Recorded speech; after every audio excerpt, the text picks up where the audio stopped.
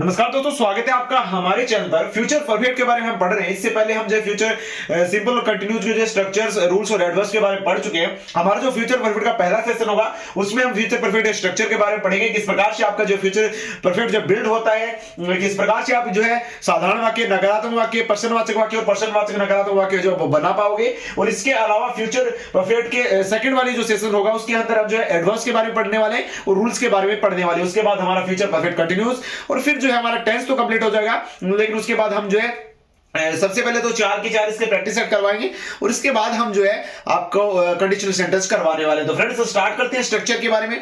तो स्ट्रक्चर में आपको ध्यान रखना है, अब अगर आपको ये पता है ना सेल और विल का, कि विल कहां लगता है, सेल कहां लगता है, तो चाहे टेंस फ्यूचर में चाहे कहीं पे भी टेंस चेंज हो, चाहे यहां पे सेल के आगे बी लग जाए, चाहे हैव लग जाए, कुछ भी लग जाए, बस आपको ये ध्यान रखना है कि सेल कहां लगता है। तो सेल वहीं पे लगेगा, आई और वी के साथ लगता है। फ्यूचर सिंपल में भी, कंटिन्यूस में सेल भी लगता है यहां पे आई और वी के साथ, और सेल हैव भी यहां पे जो आई और वी के साथ ही लगेगा। यानी ये बिल्कुल फिक्स है, सेल के आगे कुछ भी आ जाए यहां पे वो आई और वी के साथ बिल्कुल फिक्स लगेगा। विल जो है यहां पे ही सी इट हो गया, किसी का नाम हो गया, और यू और दे के साथ जो है यहां पे विल हैव का प्रयोग किया जाता है। यानी इसका मैं हेल्पिंग वर्ब की बात करूं फ्यूचर परफेक्ट की, तो सेल हैव और will have, shall have I we के साथ, विल हैव जो है ही सी इट यू और दे के साथ जो है हमेशा यूज किया जाता है। अब बात करते हैं इसके स्ट्रक्चर की, कि साधारण वाक्य का जो है स्ट्रक्चर किस प्रकार से रहता है। साधारण वाक्य का स्ट्रक्चर इसमें थोड़ा कुछ इस प्रकार से रहेगा।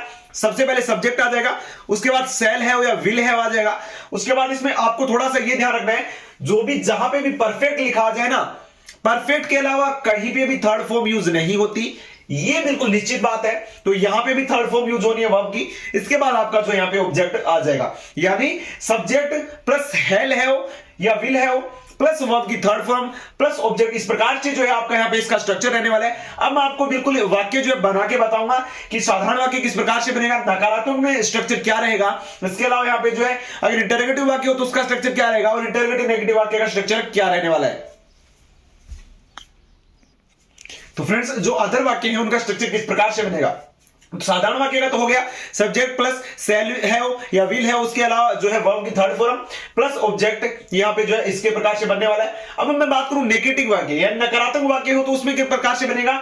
सब्जेक्ट आ गया, उसके बाद सेल, और अब थोड़ा सा आपको ध्यान रखना है। अब आप बोलोगे सर सेल और विल लगा रखा है उसके बाद हैव लगा रहे हो, ये कंफ्यूजन कर रहे हो। सेल और विल तो यहां पे फ्यूचर सिंपल का होता है, लेकिन फ्यूचर सिंपल का होता जरूर है, लेकिन सेल हैव आपको एक चीज याद रखनी होगी कि चाहे सेल के आगे, चाहे विल के आगे, चाहे बी लगा हो, हैव लगा हो, हैव भी लगाओ, कुछ भी लगाओ, नकारात्मक प्रश्नवाचक और प्रश्नवाचक नकारात्मक वाक्य बनाते टाइम उसको तोड़ना ही होगा, अलग करना होगा। हालांकि अलग वैसे ये अलग नहीं होते बिल्कुल, अगर आप साधारण वाक्य में यूज करते हो तो बिल्कुल पूरा यूज करना पड़ेगा, लेकिन अगर नकारात्मक प्रश्नवाचक और प्रश्नवाचक नकारात्मक वाक्य में यूज करना चाहते हो तो आपको इसको तोड़ना ही होगा।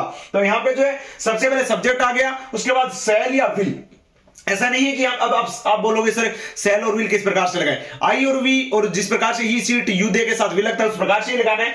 यानी सबसे पहले सब्जेक्ट आ गया, उसके बाद सेल या विल जिस अकॉर्डिंग टू सब्जेक्ट। इसके अलावा 3 नंबर पे हमेशा नोट आ गया, ये मैंने बिल्कुल कंफर्म बताया। इसके बाद 4 नंबर पे जो है हैव चला जाएगा, इसके बाद वर्ब की थर्ड फॉर्म हमेशा नहीं है, और इसके बाद जो है आपका ऑब्जेक्ट भी यूज किया जाएगा। यानी नकारात्मक वाक्य का स्ट्रक्चर कुछ प्रकार से रहेगा, सब्जेक्ट प्लस सेल या विल प्लस यहां पे जो है नोट प्लस हैव प्लस यहां पे वर्ब की थर्ड फॉर्म प्लस ऑब्जेक्ट, इस प्रकार से आपका रहने वाला है। इसके अलावा इंटरोगेटिव वाक्य जो है यानी प्रश्नवाचक वाक्य का जो है यहां पे स्ट्रक्चर किस प्रकार से रहेगा, सेल या विल हो गया, प्लस के अंदर सब्जेक्ट हो गया, थर्ड नंबर पे हैव आ गया। अब आप बोलोगे सर इसमें 4 नंबर पे हैव चला गया, इसमें थर्ड पे आ रहा है, इस प्रकार से कंफ्यूजन हो रहा है। तो कंफ्यूजन आपको, अब आप ये भी बोलोगे कुछ बच्चे की सेल हैव तो पहले ही आ जाना चाहिए, क्योंकि ये तो यहां इंटरोगेटिव वाक्य उसके बाद सब्जेक्ट आना चाहिए, ऐसा नहीं होता है। चाहे नकारात्मक वाक्य हो चाहे प्रश्नवाचक, उसमें तोड़ना ही होगा आपको। सब्जेक्ट से पहले आपका सेल या विल आ जाएगा, इसके बाद सब्जेक्ट आ जाएगा, उसके बाद हैव आएगा, इसके बाद वर्ब की थर्ड फॉर्म प्लस ऑब्जेक्ट आएगा। इसमें यहाँ पे नोट 3 नंबर पे है, इसलिए हैव 4 नंबर पे आ जाएगा। लेकिन अगर इसमें नोट यहाँ पे जो है नहीं है, सीधा यहां पे जो नकारात्मक सॉरी यहां पे प्रश्नवाचक वाक्य है, इसलिए सीधा इसमें हैव आ रहा है, 3 नंबर पे ही आ रहा है। इसके बाद इंटरोगेटिव नेगेटिव वाक्य में सेल या विल आ जाएगा पहले, इसके बाद आप सब्जेक्ट आ जाएगा, थर्ड पे हमेशा नोट आना है, और यहां पे जो चौथे नंबर पे हैव, उसके बाद वर्ब की थर्ड फॉर्म प्लस ऑब्जेक्ट, इस प्रकार से जो आपका स्ट्रक्चर रहने वाला है सभी वाक्यों का। आप बोलोगे सर 2 में तो 4 नंबर पे जा रहे हैं और 1 में 3 नंबर पे जा रहे हैं, तो जहां नोट नहीं है वहां पे यहां पे 3 नंबर पे जा रहा है, जहां नोट है वहां पे आपका जो है यहां पे हैव जो है ऑटोमेटिक 4 नंबर पे चला जाएगा। तो इस प्रकार प्रकार से आपका जो है स्ट्रक्चर रहने वाला है। अब मैं आपको एक वाक्य जो है उसको यहाँ पे जो है हर टेंसेस हर जो है सेंटेंस में चेंज करके बताऊंगा। नेगेटिव में कैसे बना, इंटरोगेटिव और इंटीग्रेट नेगेटिव में आप किस प्रकार से बना सकते हो वो भी मैं एग्जैक्ट आपको बताने वाला हूं। तो फ्रेंड्स इस प्रकार से आप यहां पे देख सकते हो वाक्य है ये साधारण वाक्य है, सी विल हैव कम बैक। अब आप बोलोगे सर इसमें तो फर्स्ट फॉर्म लगा के ये फर्स्ट नहीं है, कम की जो थर्ड फॉर्म होती है कम और सेकंड फॉर्म केम, इसके बाद थर्ड फॉर्म भी कम ही होती है, जैसे यू योर यू होता है उस प्रकार से she will have come back home by evening, यानी वह शाम तक जो है घर वापस आ चुकी होगी। ये एडवर्ब है, एडवर्ब्स मैं इसके बारे में करवाने वाला हूं फ्यूचर परफेक्ट के बारे में। तो friends she will have come home by evening ये तो साधारण वाक्य हो गया कि वह शाम तक घर वापस आ चुकी होगी। लेकिन अगर आप यहां पे नकारात्मक वाक्य बनाना चाहो तो पहले हिंदी में चेंज करना होगा, वह शाम तक घर वापस नहीं आ चुकी होगी। अब आप बोलोगे सर यहां पे तो अगर इस हिसाब से बनाए तो नोट यहां जा रहा है, लेकिन कहीं पे भी नोट आओ 3 नंबर पे ही लगाना है आपको। अगर इंग्लिश में आप इसको ट्रांसलेट कर रहे हो तो वह शाम तक घर वापस नहीं आ चुकी होगी, इसका बन जाएगा सी विल नोट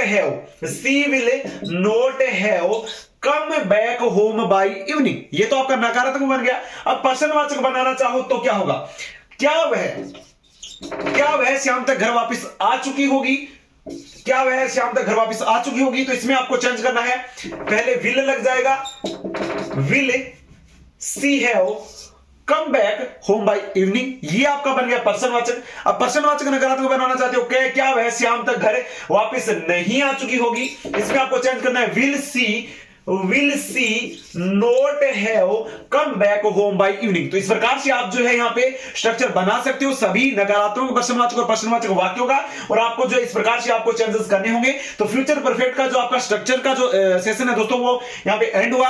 अब इसके बाद हम जो एडवांस और रूल्स के बारे में पढ़ने वाले हैं। उम्मीद करता हूं फ्यूचर परफेक्ट का जो स्ट्रक्चर वाला सेशन आपको पसंद आया, अच्छा लगे। अगर अच्छा लगे लाइक करें, शेयर करें और चैनल को सब्सक्राइब जरूर करें। अगले वीडियो फिर मिलते हैं दोस्तों। जय भारत, जय हिंद, धन्यवाद।